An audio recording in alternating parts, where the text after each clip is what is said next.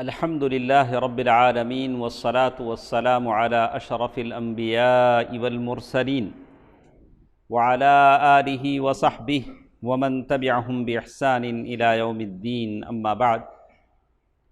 جتنے ہمارے دوست احباب ہیں اور جو لوگ ہمیں دیکھتے اور سنتے ہیں، تمام سے ہماری گزارش ہے کہ اپنی نیتوں کو خالص کر لیں، اس لیے کہ یہ جو سیرت کی مجلسیں ہیں جس میں ہم اپنا وقت لگاتے ہیں، بیٹھتے ہیں، سنتے ہیں، دوسرا سارا کام چھوڑ کر یہاں آتے ہیں، تو یہ صرف اور صرف اللہ کے لیے ہم کرتے ہیں، اللہ کے نبی کی سیرت جاننے کے لیے ہم بیٹھتے ہیں۔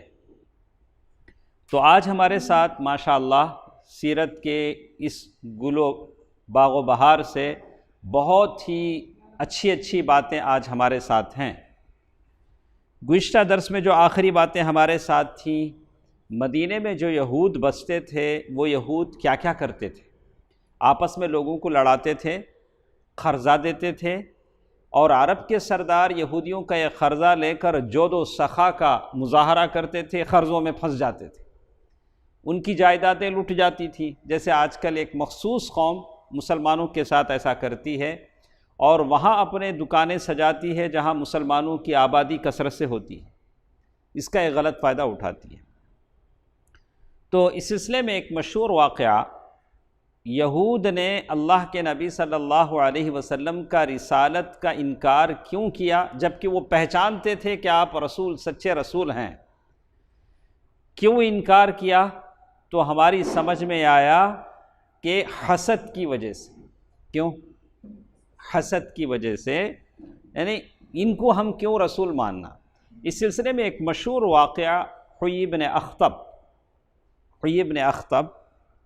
اس لیے کہ ان کی جو بیٹی تھی حیی بن اخطب، صفیہ بنت حیی بن اخطب، اللہ کے نبی صلی اللہ علیہ وسلم کی زوجات میں سے ہیں، ام المؤمنین ہیں صفیہ۔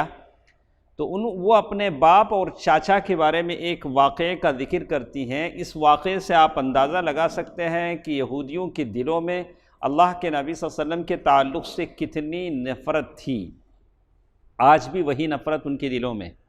آج کل جو کچھ اسرائیل فلسطین کے مسلمانوں کے ساتھ کرتا ہے، وہی پرانی دشمنی کا بدلہ لیتا ہے۔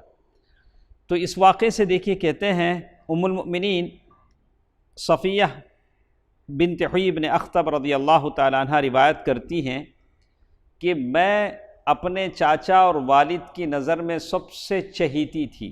ایسا ہوتا ہے، باپ کسی ایک بچے سے زیادہ محبت کرتے ہیں، لیکن ہونا یہ چاہیے کہ سارے بچوں سے محبت میں برابر کا سلوک کریں۔ اللہ کے نبی صلی اللہ علیہ وسلم نے اس آدمی کو متنبہ کیا، تاکید کی، جس نے فوراً ایک بیٹا آیا تو بیٹے کو ایک ران پہ بٹھا لیا، بیٹی آئی تو نیچے بٹھایا۔ اللہ کے نبی صلی اللہ علیہ وسلم نے کیا کہا؟ ارے تم کو اس ران پہ بیٹی کو کیا کرنا تھا؟ بٹھا لینا تھا۔ تو بچوں کے لیے بھی آپ محبت میں بھید بھاؤ نہیں کر سکتے ہیں، کسی کو اوپر بٹھایا، کسی کو ارے بیٹا ہم کو پالے گا، بیٹی پرائے کی ہے، بیٹی چلے جائے گی، اسے نہ بولتے لوگ بیٹی۔ حالانکہ باپ کا زیادہ خیال کون کرتی ہے؟ بیٹی ہی کرتی ہے۔ اور بیٹی جاتی ہے کس کی طرف؟ باپ پر یا بھائی پر؟ ادریس بھائی بیٹی ہے آپ کو؟ ہے، ماشاء اللہ ماشاء اللہ۔ تو اسی لیے کہتے ہیں کہ واقعی اگر بیٹے اتنے ہوتے، فضیلت اور اس کے حامل ہوتے، تو اللہ تعالیٰ اپنے نبی کو 4 بیٹیاں نہیں دیتا۔ بہرکیف تو دونوں کیا اپنے الگ الگ ہیں، فوائد کے اعتبار سے دونوں الگ ہیں، اللہ تعالیٰ بہتر جانتا ہے۔ تو صفیہ بنت حیی بن اخطب رضی اللہ تعالی عنہ فرماتی ہیں کہ میں اپنے والد اور اپنے چچا کی بہت چہیتی تھی۔ ایسا ہوا جب ہم لوگ سب چھوٹے چھوٹے بچے سامنے جاتے تو میرے ابا سب کو چھوڑ کر مجھے گود میں اٹھاتے، تو ایک طرح کی محبت تھی جو ہو گئی تھی۔ اللہ کے نبی صلی اللہ علیہ وسلم مکے سے ہجرت کر کے مدینہ پہنچے ہیں۔ مدینہ پہنچنے سے پہلے اللہ کے نبی صلی اللہ علیہ وسلم نے کہاں قیام کیا؟ رفیق بھائی، مدینہ آنے سے پہلے اللہ کے نبی صلی اللہ علیہ وسلم نے کہاں قیام کیا؟ جنید بھائی، قباء میں بنو عمرو بن عوف ایک قبیلہ تھا، وہاں اللہ کے نبی صلی اللہ علیہ وسلم ٹھہرے رہے، کتنے دن ٹھہرے، 8 دن، 12 دن، 24 دن، الگ الگ اقوال اس کے ہیں۔ اب اللہ کے نبی صلی اللہ علیہ وسلم آئے ہیں تو سارے لوگ آ رہے ہیں جوق در جوق دیکھنے کے لیے۔ تو صفیہ بنت حیی بن اخطب کے جو ابا تھے، حیی بن اخطب، ان کے دل میں بھی جوش آیا، بولا کہ چلو ہم بھی جا کے اس رسول کو دیکھتے ہیں۔ تو اپنے ان چچا کو لے کر نکلے، یعنی ان کی چچا صفیہ کی چاچا کو لے کر نکلے، مطلب 2 بھائی، حیی بن اخطب اور ان کے بھائی دونوں نکلے۔ اللہ کے نبی صلی اللہ علیہ وسلم کے پاس گئے، واپس آئے نہیں، سورج ڈوبنے کا وقت آیا، وہاں سے دونوں واپس آئے۔ کہاں جا کر آئے ہیں؟ کہاں جا کر آئے ہیں دونوں؟ کوئی سمجھے نہیں۔ اللہ کے نبی صلی اللہ علیہ وسلم مکے سے ہجرت کر کے قباء میں آ کے پڑاؤ کیے ہیں، جگہ جگہ سے لوگ آپ کو دیکھنے کے لیے آ رہے ہیں۔ تو صفیہ بنت حیی بن اخطب کے ابا، حیی بن اخطب جو یہودیوں کے جانے مانے سردار تھے، اپنے بھائی کے ساتھ، یاسر ان کے بھائی ہیں، دونوں مل کے گئے ہیں۔ کہاں گئے ہیں؟ قباء۔ کیوں گئے ہیں؟ اللہ کے نبی صلی اللہ علیہ وسلم دیکھنے کے۔ صبح تڑکے نکلے، شام تک واپس نہیں آئے۔ شام سورج غروب ہونے سے پہلے آئے، تھکے ماندے بوجھل قدموں کے ساتھ گرتے پڑتے آئے، اور روزانہ کی طرح صفیہ بنت حیی بن اخطب چھوٹی سی بچی ہیں، روزانہ کی طرح صفیہ بنت حیی بن اخطب چھوٹی سی بچی ہیں، فوراً سامنے گئیں کہ ان کو گود لیں گے، لیکن ان کے ذہن اتنے تھکے ہوئے ہیں، جو کچھ انہوں نے دیکھا ہے گود تک نہیں لیا۔ کس کو گود نہیں لیا؟ صفیہ بنت حیی بن اخطب کو۔ بہت زیادہ غم میں تھے، ادھر دیکھا ہی نہیں ان کی طرف۔ اور چاچا جو تھے یاسر، حیی بن اخطب کو پوچھ رہے تھے کہ کیا یہ وہی ہے جس کا ذکر ہماری کتابوں میں ہے؟ تو حیی بن اخطب نے کہا کہ بالکل یہ محمد ہیں جن کا ذکر ہماری کتابوں میں ہے، خدا کی قسم۔ چچا نے پھر کہا یاسر نے، آپ بالکل ٹھیک پہچانتے ہیں نا؟ ٹھیک پہچان رہے ہیں؟ بولا کہ ہاں بالکل، میں مطمئن ہوں۔ تو پھر یاسر نے پوچھا کہ اب آپ کے دل میں کیا خیال ہے ان کے تعلق سے؟ کیا آپ ان کو رسول مان لیں گے؟ ان کے ہاتھ پر بیعت کر کے اسلام قبول کر لیں گے؟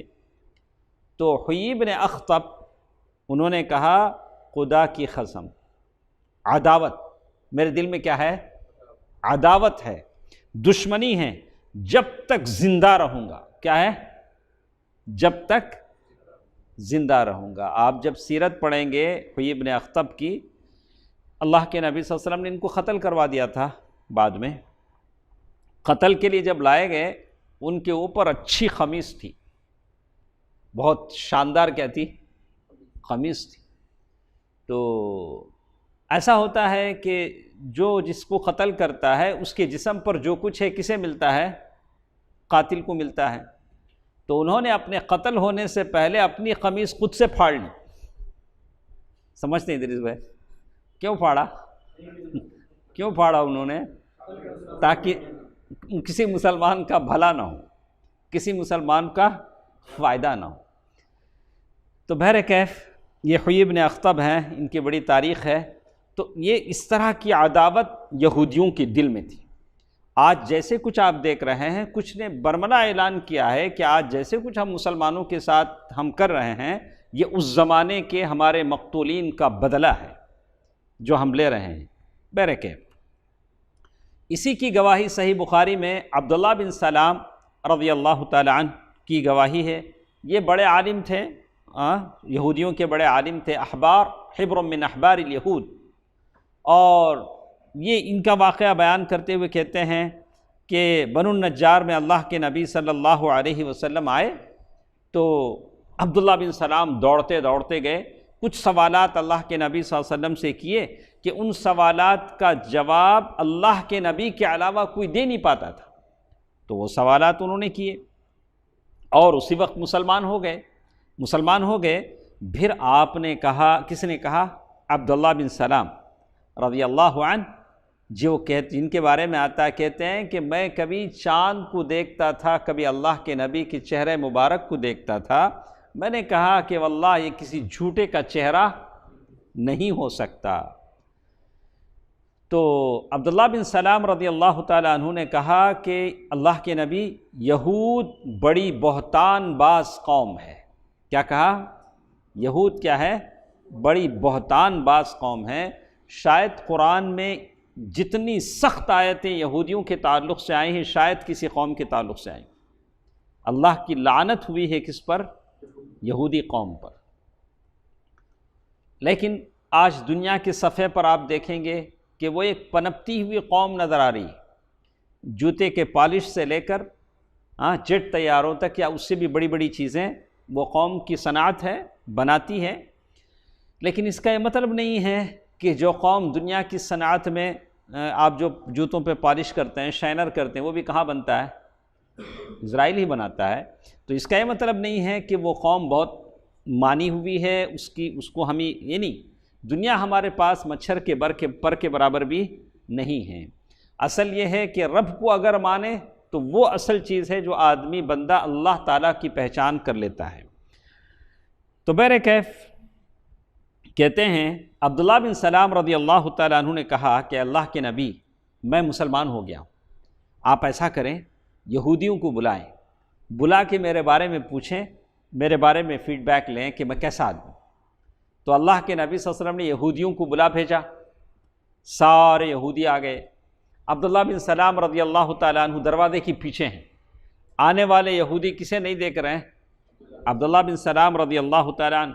مشہور حدیث ہے، آپ نے سنا ہوگا، افشوا السلام، یا لوگو سلام پھیلاؤ، واطعموا الطعام، غریبوں کو کھانا کھلاؤ، وصلوا باللیل والناس نیام، رات کو نماز پڑھو جب لوگ کیا رہے ہوں؟ سو رہے ہوں، تدخلوا الجنۃ بسلام، رواہ عبداللہ بن سلام۔ کہا کہ آپ کیا ہو جائیں گے؟ جنت میں داخل ہو جائیں گے سلامتی کے ساتھ۔ تو دروازے کے پیچھے وہ چھپ گئے، یہود آئے تو اللہ کے نبی صلی اللہ علیہ وسلم نے پوچھا کہ یہود سے کہا کہ بتائیے کہ یہ عبداللہ بن سلام کیسے آدمی ہے؟ کس سے پوچھ رہے ہیں؟ یہودیوں سے۔ یہودیوں نے کہا ارے ان کے بارے میں کیا پوچھیں، وہ ہمارے سب سے بڑے عالم ہیں اور سب سے بڑے عالم کے بیٹے ہیں، شریف ابن الشریف، وہ ہمارے سب سے بڑے عالم کے بیٹے ہیں اور ہمارے سب سے بڑے آدمی ہیں، سب سے بڑے اچھے آدمی۔ کون تعریف کر رہے ہیں؟ یہود۔ تو ایک بار انہوں نے کہا کہ ارے وہ ہمارے سیدنا وابن سیدنا، ارے وہ ہمارے سردار ہیں، سردار کے بیٹے ہیں۔ یہ ساری تعریف کی۔ تو پھر اللہ کے نبی صلی اللہ علیہ وسلم نے پوچھا اچھا بتاؤ اگر عبداللہ مسلمان ہو جائیں تو، اگر عبداللہ مسلمان ہو جائیں تو آپ جو لوگ کہہ رہے ہیں یہ باتیں اسی پر آپ ہیں یا اس کو بدلیں گے؟ امینڈمنٹ کیا ہے، اس باتوں کو کیا کریں گے؟ رد و بدل کریں گے۔ تو یہودیوں نے جب سنا تو 2-3 بار کہا اللہ ان کو محفوظ رکھے۔ سب سے پہلے انہوں نے کیا کہا؟ اللہ تعالیٰ ان کو اس سے کیا کرے؟ محفوظ رکھے۔ جیسے انہوں نے بولا، دروازے کے پیچھے سے عبداللہ بن سلام رضی اللہ تعالیٰ عنہ کلمہ پڑھتے ہوئے نکلے، اشہد ان لا الہ الا اللہ واشہد ان محمدًا عبدہ ورسولہ۔ تو یہود کی قوم نے جیسے ہی اسے سنا تو کہا شرنا وابن شرنا، شرنا وابن شرنا، یہ ہمارا سب سے برا آدمی ہے، برے آدمی کا بیٹا ہے۔ دیکھو یہاں عبداللہ بن سلام تک ہی نہیں رکے، کہاں تک چلے گئے؟ ابا تک بھی چلے گئے۔ اسی وقت انہوں نے برائیاں شروع کر دی۔ عبداللہ بن سلام رضی اللہ تعالیٰ عنہ نے کہا کہ اے جماعت یہود، اللہ سے ڈرو، میرے بارے میں کیا کرو؟ اللہ سے ڈرو، اس اللہ کی قسم جس کے سوا کوئی معبود نہیں ہے۔ تم جانتے ہو کہ محمد صلی اللہ علیہ وسلم اللہ کے سچے رسول ہیں، آپ حق لے کر آئے ہیں، لیکن یہودیوں نے کہا کہ تم جھوٹ کہتے ہو۔ کس سے کہا؟ عبداللہ بن سلام رضی اللہ تعالیٰ۔ تو کہتے ہیں کہ اللہ کے نبی صلی اللہ علیہ وسلم کے لیے پہلا تجربہ تھا مکے میں، مدینے میں آنے کے بعد یہودیوں سے معاملے کا یہ کیا ہے؟ اللہ کے نبی صلی اللہ علیہ وسلم کے لیے پہلا تجربہ تھا۔ اللہ کے نبی صلی اللہ علیہ وسلم کو معلوم ہوا کہ پہلے دن ہی یہود کیسی قوم ہے، اللہ کے نبی صلی اللہ علیہ وسلم کو معلوم ہو گیا۔ یہ مدینے کے داخلی حالات تھے، مدینے میں اللہ کے نبی صلی اللہ علیہ وسلم آنے کے بعد یہ داخلی حالات تھے۔ مدینے کے باہر مسلمانوں کے جو دشمن تھے، جو 13 سال تک مسلمانوں کو تنگ کرتے رہے، ایذا رسانی کرتے رہے، تکلیف دیتے رہے، ان کے اندر مسلمان تکلیفیں جھیلتے رہے، وہ کون ہیں؟ مدینے کے باہر قریش ہیں، ان سے یہ ہوتے رہے۔ تو اب قریش نے جب دیکھا کہ مسلمان مکہ چھوڑ کر نکل چکے ہیں یا اکثر نکل رہے ہیں، تو انہوں نے کیا کیا؟ مسلمانوں کی جو جائیدادیں تھیں، جو مکانات تھے، اس پر قبضہ کر لیا۔ اس پر کیا کر لیا؟ قبضہ کر لیا۔ ہر کنٹری کا ایک قانون ہے، اس کو کیا بولتے ہیں؟ Enemies property. وہ ایک قانون کے تحت ہوتا ہے، اگر کوئی آدمی ایسا چلا جاتا ہے تو اس کی پراپرٹی پر کیا کرتے ہیں؟ قبضہ کر لیتے ہیں۔ تو اپنے اپنے ملک کا ایک قانون ہوتا ہے، لیکن انہوں نے کیا کیا؟ مسلمانوں کی جائیدادوں پر کیا کر دیا؟ قبضہ کر لیا۔ ان کی زمینیں، مکان، مال و دولت، ساری چیزیں قبضہ کر لی۔ اور بعض ایسے ہیں کہ مسلمان مدینے میں آ گئے ہیں، مرد، عورتیں اور بچے مکے میں پھنس گئے ہیں، تو ان کے بیچ میں حائل ہو گئے، بچوں کو، بیویوں کو ادھر آنے نہیں دیا، اور مکے میں جو ملتا اس کو قید کر کے سزا دیتے۔ اور پھر ہم نے دیکھا کہ اسی پر انہوں نے بس نہیں کیا، اللہ کے نبی صلی اللہ علیہ وسلم کو قتل کرنے اور آپ کو شہید کرنے اور آپ کی دعوت کو جڑ سے اکھاڑ پھینکنے کی انہوں نے کوشش کی، لیکن اللہ تعالیٰ نے ان کی حفاظت کی۔ اب ہوا یہ تھا کہ قریش کعبۃ اللہ کی سرداری ان کے پاس تھی، تو اس طرح سے وہ جو بات بولتے تھے، آس پاس کے کافر بھی ان باتوں کو کیا کرتے تھے؟ مانتے تھے، اس لیے کہ وہ صدنہ تھے، مجاور تھے، مکے کے مجاور تھے۔ تو انہوں نے آس پاس کے جو کافر ہیں، مطلب طائف کے کافر ہیں یا ادھر ادھر کے جو کافر ہیں، سب کافروں کو بھڑکا کر مدینے کا بائیکاٹ کر دیا۔ ایک طرح سے کیا کر دیا؟ مدینے کا بائیکاٹ کر دیا۔ اور مدینے میں جو درآمدات جو چیزیں ہیں، درآمدات مانے امپورٹ جو چیزیں ہوتی ہیں، وہ کیا ہو گئی؟ کم ہو گئی۔ باہر سے کوئی مال آتا نہیں تھا، اور مدینے میں آبادی بڑھ رہی تھی، مسلمان ہجرت کر کے آ رہے تھے۔ تو اب آپ سوچ سکتے ہیں کہ یہ جنگ جو چھیڑی گئی، کس کی طرف سے چھیڑی گئی؟ قریش کی طرف۔ مسلمانوں نے کوئی دشمنی نہیں ملی، وہ سیدھے مسلمان ہوئے، مدینہ آئے، اللہ کے نبی صلی اللہ علیہ وسلم۔ اب قریش نے یہ جنگ چھیڑی کہ ان کے کمائی کے راستے بند کر دیے، ان کے زمینوں پر قبضہ کر لیا، ان کے مکانات پر قبضہ کر لیا، ان کو بیوی بچوں کو ان سے دور کر دیا، ان کے گاؤں سے ان کو نکال دیا، ان کو تکلیفیں دی۔ تو یہ جو جنگ چھیڑی گئی، مسلمانوں پر الزام آتا ہے کہ مسلمانوں نے قتل کیا، غارت گری کی، فتنہ فساد کیا۔ نہیں، آپ نے اب تک کی کتاب پڑھی، زور و زبردستی کس کی طرف سے ہو رہی ہے؟ قریش کی طرف سے ہو رہی ہے۔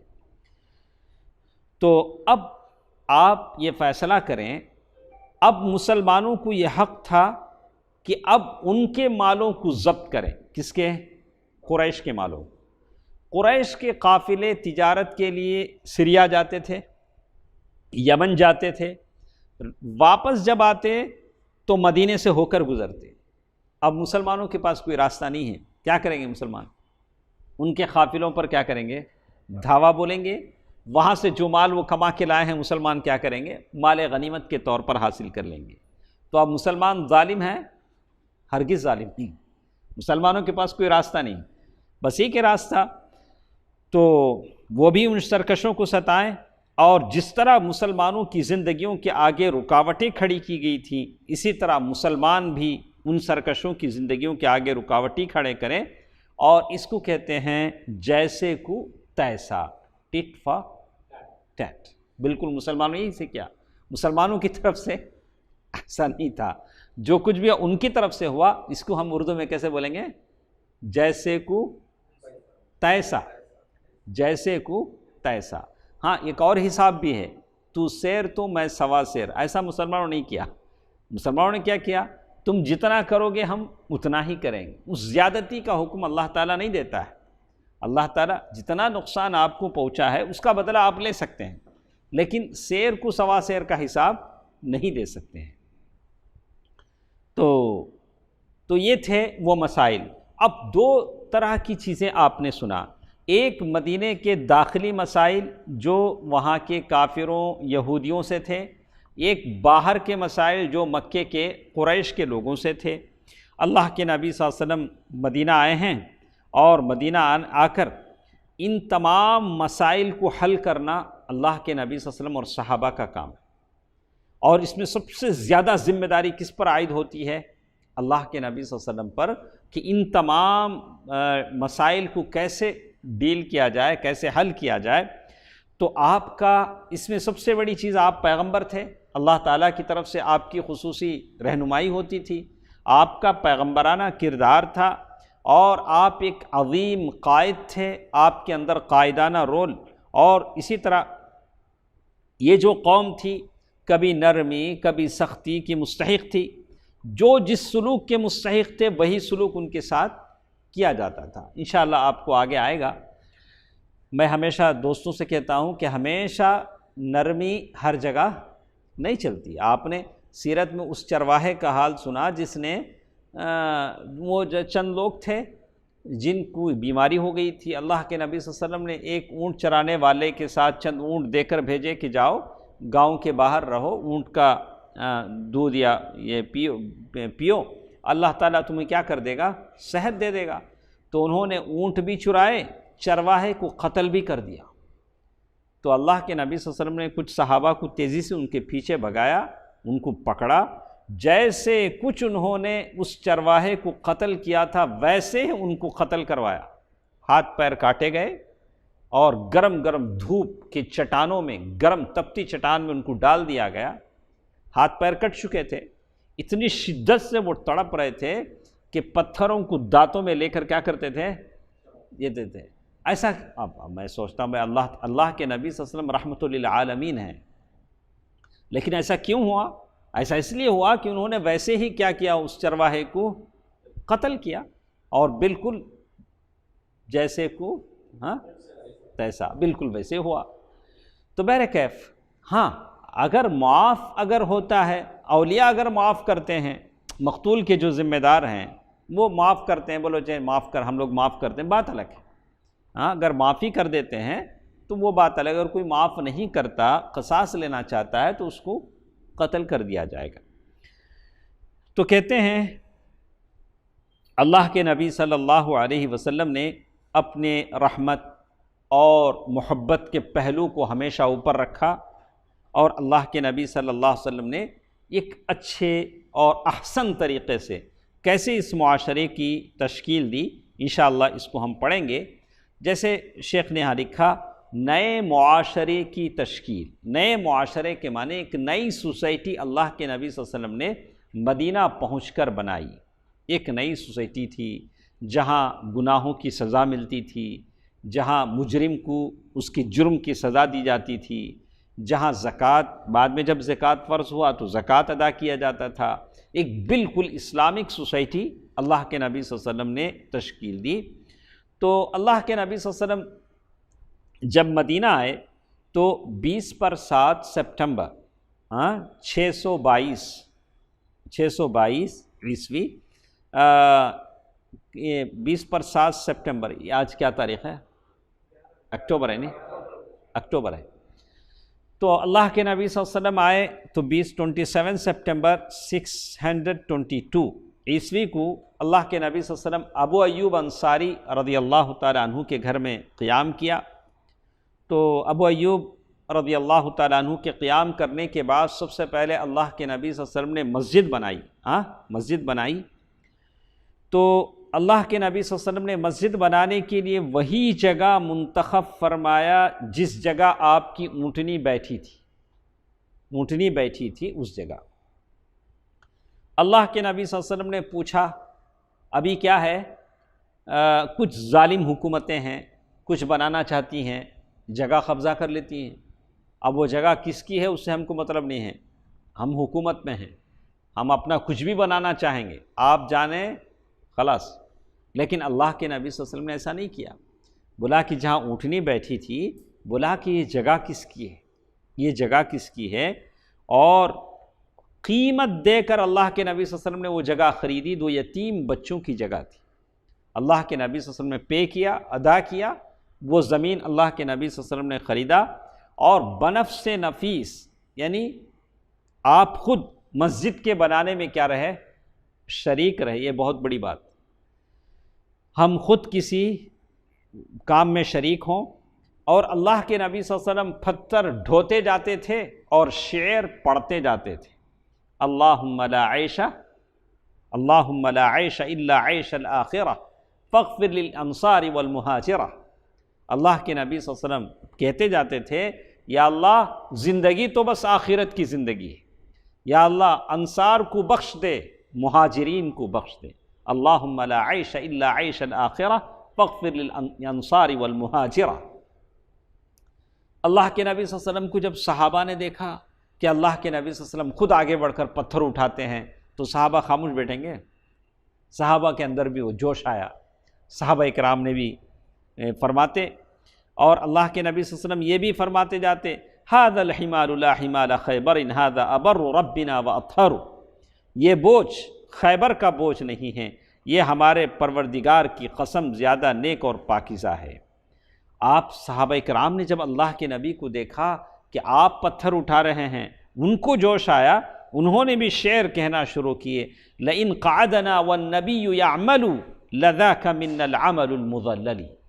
لئن قعدنا والنبی یعمل لذاک من العمل المضلل.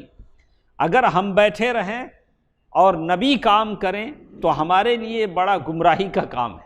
ایسا نہیں ہو سکتا. ہم بھی نبی کے ساتھ کیا کریں گے، کام کریں گے. یہ مسجد نبی بن رہی ہے، اور جو جگہ اونٹنی بیٹھی تھی وہاں کچھ مشرکین کی قبریں تھیں. کیا تھی؟ مشرکین کی قبریں تھیں. اور کچھ ویرانہ تھا. ویرانہ کے مطلب جنگلی درخت کچھ تھے، ایسا تھا. مطلب کھجور اور غرقد کے پیڑ تھے. تو قبروں کے تعلق سے یہ ہو سکتا ہے کہ قبر منتقل کی جا سکتی ہے. ایسا کوئی اچانک آ جائے، کوئی قبر بیچ سڑک پر آ جائے، تو آپ کیا کر سکتے ہیں، قبر کو منتقل کر سکتے ہیں. تو اللہ کے نبی صلی اللہ علیہ وسلم نے مشرکین کی قبریں وہاں سے اکھڑوا دیں. وہ کیا کر دیا، وہاں سے مشرکین کی قبر ساری اکھڑوا دی. چونکہ مدینے کی قیادت اور سیادت کس کے ہاتھ میں تھی، اللہ کے نبی صلی اللہ علیہ وسلم کے ہاتھ میں تھی. ویرانہ برباد کر دیا. وہاں جو ویرانہ تھا، یعنی وہ جو ایسے ویسی جگہ تھی جہاں جنگلی درخت تھے، سارے اکھڑوا دیے. لیکن جو درخت اچھے تھے، مطلب کھجور کے درخت تھے، ان کھجور کے درختوں کو قبلے کی جانب لگا دیا. کھجور کا درخت ایک جگہ سے نکال کر دوسری جگہ لگا جائے تب بھی وہ کیا ہوتا ہے، ہو جاتا ہے. اس وقت قبلہ بیت المقدس کی طرف تھا اس وقت یہ. اور دروازے کے بازوؤں کے دونوں پائے پتھر کے بنائے گئے. یہ جو دروازے کی طرف جو لگاتے ہیں وہ پتھر کے بنائے گئے. دیواریں مسجد نبی کی جو تھی کچی اینٹ اور گارے سے بنائی گئی. چھت پر کھجور کی شاخیں اور پتے ڈالے گئے. کھجور کا درخت آپ نے دیکھا ہے؟ ہاں. تو چھت پر کیا ہے، چھت پر یہ ہیں کچھ کھجور کی شاخیں اور پتے ہیں. اور کھجور کے تنوں کے کھمبے بنا دیے گئے. جو کھجور کے جو تنا ہوتا ہے، کیا بولیں گے انگلش میں، سٹم، اس کے جو ہے پلر بنائے گئے. ماشاءاللہ کیا شاندار مسجد رہی ہوگی. اس کے جو تنے بنائے، پلر بنائے گئے. زمین پر ریت اور چھوٹی چھوٹی کنکریاں ڈال دی گئیں. دیکھیے سجدہ کرنے میں کتنی تکلیف ان لوگوں کو ہوتی ہوگی. کنکریاں ڈال دی گئیں. 3 دروازے لگائے گئے. مسجد میں کتنے دروازے تھے؟ 3 دروازے لگائے گئے. قبلے کی دیوار سے پچھلی دیوار تک 100 ہاتھ لمبی تھی. ہاتھ یہاں تک نہ کہیں گے، 100 ہاتھ لمبی مسجد بنائی گئی سارے صحابہ کی. تو 100 ہاتھ بولے تو کتنا ہوتا ہے، تو آپ دیکھ لیجئے 100 ہاتھ کتنا لمبا ہوگا. تو چوڑائی بھی اتنی یا اس سے کچھ کم. بنیاد تقریباً 3 ہاتھ گہری تھی، جو بیس جو بنایا گیا انڈر گراؤنڈ وہ 3 ہاتھ اندر تک بنایا گیا۔ تو مسجد کے بازو میں اللہ کے نبی صلی اللہ علیہ وسلم نے چند مکانات تعمیر کیے۔ یہ مکانات کچی اینٹ اور چھتیں کھجور کے تنوں کی کڑیاں دے کر کھجور کی شاخ اور پتوں سے بنائی گئی۔ یہی آپ صلی اللہ علیہ وسلم کی جو بیویاں تھیں ان کے کمرے تھے، مسجد کے بازو ہی میں مسجد کے کمرے بنائے گئے۔ جب یہ سارے کمرے بن گئے، اللہ کے نبی صلی اللہ علیہ وسلم ابو ایوب انصاری رضی اللہ تعالی عنہ کے گھر سے اس نئے گھر میں منتقل ہو گئے۔ ٹھیک ہے، اب مسجد کی حیثیت کیا تھی؟ ابھی تو الگ الگ حیثیتیں ہیں، حالات کے حساب سے بدلتے جاتے ہیں۔ اللہ کے نبی صلی اللہ علیہ وسلم کی مسجد ایسی نہیں تھی، ابھی تو حالات کچھ ایسے بھی ہیں کہ کبھی مسجدیں بند کر دی جاتی ہیں۔ اگر کوئی فجر کے بعد اگر مسجد میں بیٹھ کے اذکار بھی کرنا چاہے تو اسے اتنا ٹائم نہیں دیا جاتا، اور فوراً مسجد کو کیا کر دیا جاتا ہے؟ تالا لگا دیا جاتا ہے، اس لیے کہ اس سے کچھ لوگ غلط استعمال بھی کرتے ہیں۔ حالات بھی کشیدہ ہیں، ہر ایک کا خیال کرنا پڑتا ہے۔ کچھ لوگ ہیں صرف اپنا 1 یا 2 کے لیے مسجد کو آتے ہیں، انہیں یعنی پیشاب پاخانے کی ضرورت ہوتی ہے تو تبھی مسجد کا طہارت خانہ وہ لوگ کیا کرتے ہیں؟ استعمال کرتے ہیں، ورنہ نماز کے لیے کیا کرتے ہیں؟ بہت کم آتے ہیں۔ ہاں، ہم یہ نہیں کہیں گے کہ استعمال نہیں کرنا چاہیے، اس لیے کہ مسجد اللہ کا گھر ہے، وہ پبلک کا پیسہ ہے، عوام کا پیسہ ہے، لیکن ان لوگوں کو اللہ سے ڈرنا چاہیے، نماز میں بھی حاضری دینی چاہیے، فرائض میں حاضری دینی چاہیے۔ تو کہتے ہیں کہ اللہ کے نبی صلی اللہ علیہ وسلم کی جو زمانے کی مسجد تھی وہ ایک یونیورسٹی تھی جس میں مسلمان اسلامی تعلیمات و ہدایات کا درس حاصل کرتے تھے، اور ایک محفل تھی جس میں مدتوں جاہلی کشاکش اور نفرت اور آپس میں لڑائیوں سے دوچار ہونے والے قبائل کے افراد اب میل و ملاپ محبت سے رہتے تھے۔ کیا ہے؟ یہ لوگ میل و ملاپ محبت سے رہتے تھے۔ ایک مرکز تھا جہاں سے ایک ننھی ریاست کا نظام چلایا جا رہا تھا، ایک کیپٹل، ایک پارلیمنٹ سمجھیے۔ مسجد اس زمانے میں کیا تھی؟ سارے کام وہاں سے ہوتے تھے، اور وہیں سے مہم میں جو لشکر بھیجنا ہے اللہ کے نبی صلی اللہ علیہ وسلم مسجد سے بھیجتے سارے صحابہ کرام کو۔ اور ایک پارلیمنٹ تھی جس میں مجلس شورا اور مجلس انتظامیہ کی اجلاس منعقد ہوتے تھے۔ 2 چیزیں ہوتی ہیں، ایک مجلس شورا ایڈوائزری باڈی ہوتی ہے، یہ کور کمیٹی ہوتی ہے جس کو ہم مجلس انتظامیہ کہتی ہیں، کور، یعنی یہ سارے کام کہاں ہوتے تھے؟ مسجد میں ہوتے تھے۔ ان سب کے ساتھ ساتھ یہ تو ہمارے پاس ہوتا ہے، لیکن اس سب کے ساتھ ایک اور کام بھی ہے جو آج ہمارے پاس نہیں ہوتا ہے۔ وہ کیا ہوتا تھا؟ مسجد میں ان فقراء مہاجرین کی ایک خاصی بڑی تعداد کا مسکن تھی۔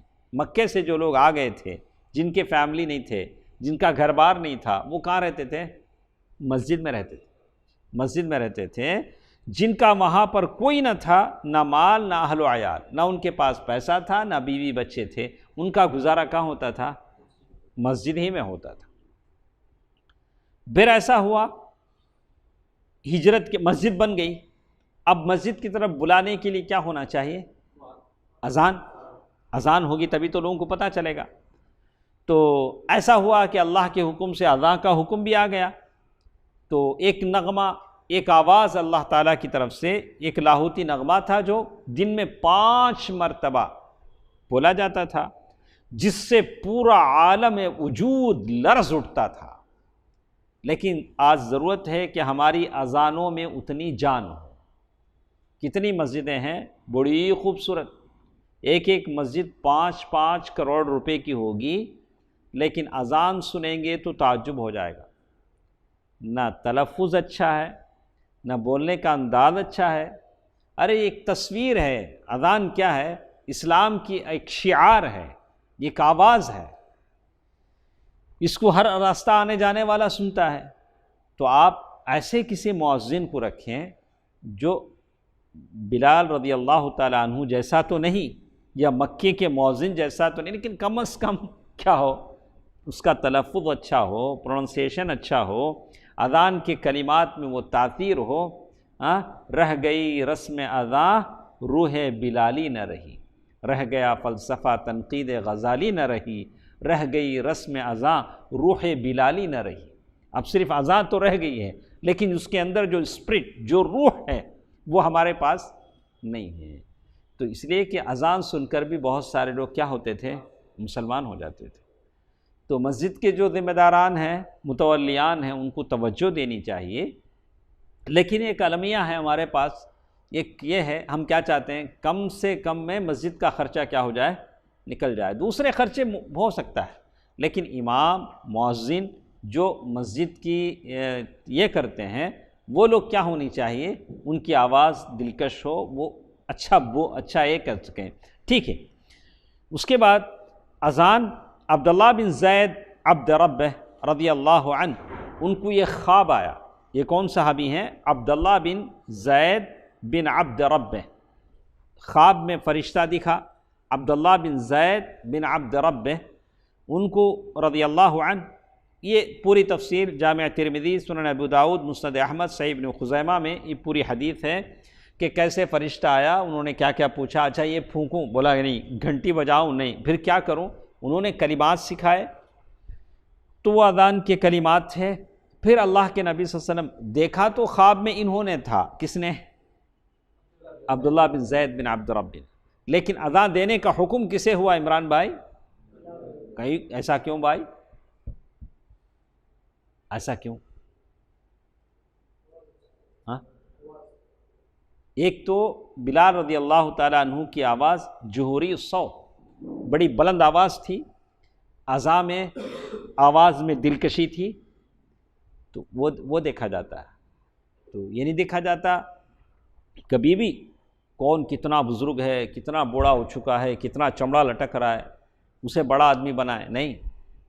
اگر ایک نوجوان بھی اچھا ہے، ملت کی قیادت اچھا کر سکتا ہے، تو ہم کیا کریں گے؟ اسی کو بنائیں گے۔ تو یہاں قابلیتیں، صلاحیتیں دیکھی جاتی ہیں، ہاں، اور بڑھاپا مشورے کے لیے دیکھا جاتا ہے، ہاں۔ لیکن اگر کوئی نوجوان ہے، اگر کوئی بزرگ ہے جس کے پاس علم ہے، قابلیت ہے، صلاحیت ہے، اور وہ کام کر سکتے ہیں، دوڑ دھوپ کر سکتے ہیں، تو ان سے بڑھ کر کوئی نہیں۔ تو یہاں کیا دیکھی جاتی ہیں؟ صلاحیتیں دیکھی جاتی ہیں۔ اور اللہ کے نبی صلی اللہ علیہ وسلم نے وہ آخری فوج جو بھیجا، ابو بکر رضی اللہ تعالیٰ عنہ بھی اس میں ہیں، عمر فاروق بھی ہیں، لیکن فوج کے جرنیل کسے بنا رہے ہیں؟ اسامہ بن زید رضی اللہ عنہ، جو کم عمر ہے۔ بہرکیف ایک بات تھی، یہ تو مسجد بن گئی، یہ تو اذان کی بات ہے۔ اس کے بعد اللہ کے نبی صلی اللہ علیہ وسلم نے مسلمانوں میں بھائی چارگی کروائی۔ اسے کیا بولتے ہیں؟ بھائی چارگی، بردرہڈ۔ کیا؟ ہاں، بہت سارے نام ہمارے پاس بدنام ہو گئے ہیں۔ ہاں، بردرہڈ کے نام سے کسی نے ایک پارٹی بنا لی، اخوان المسلمین کے نام، اسلامک بردرہڈ۔ حالانکہ بردرہڈ اللہ کے نبی صلی اللہ علیہ وسلم نے وہ زمانے میں انصار اور مہاجرین کے درمیان میں کروایا۔ بہرحال نام سے یہ نہیں ہوتا ہے، جو اصول جو بنائے جاتے ہیں اس حساب سے کام ہوتا ہے، اصول جو بنائے جاتے ہیں اس حساب سے کام ہوتا ہے۔ ہم جو بردرہڈ کی بات کر رہے ہیں، اللہ کے نبی صلی اللہ علیہ وسلم کے زمانے کی، جو اللہ کے نبی صلی اللہ علیہ وسلم نے انصار اور مہاجرین کے درمیان میں کیسے بھائی چارہ کروایا، اس کی بات انشاءاللہ ہم لوگ کل کے درس میں کریں گے۔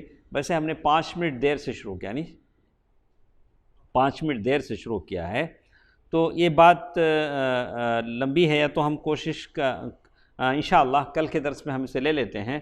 تو کل کوشش کریں انشاءاللہ کتنے بجے؟ 6:30، 6:30 بجے، 6:30 انشاءاللہ آپ آ جائیں۔ انشاءاللہ ہم لوگ کل 6:30 بجے شروع کر دیتے ہیں۔ تو کل ہم کو پڑھنا ہے اسلامی بھائی چارگی، کیسے اللہ کے نبی صلی اللہ علیہ وسلم نے کرایا، کیسے کیسے ان کے درمیان میل ملاپ، الفت و محبت پیدا ہوئی، اور کیسے اسلام کا غلبہ ہوا۔ انشاءاللہ یہ ساری باتیں کل کے درس میں ہمارے ساتھ رہیں گی۔ اللہ عز و جل بہتر بات سننے اور عمل کرنے کی توفیق دے، آمین۔ والسلام علیکم ورحمۃ اللہ وبرکاتہ۔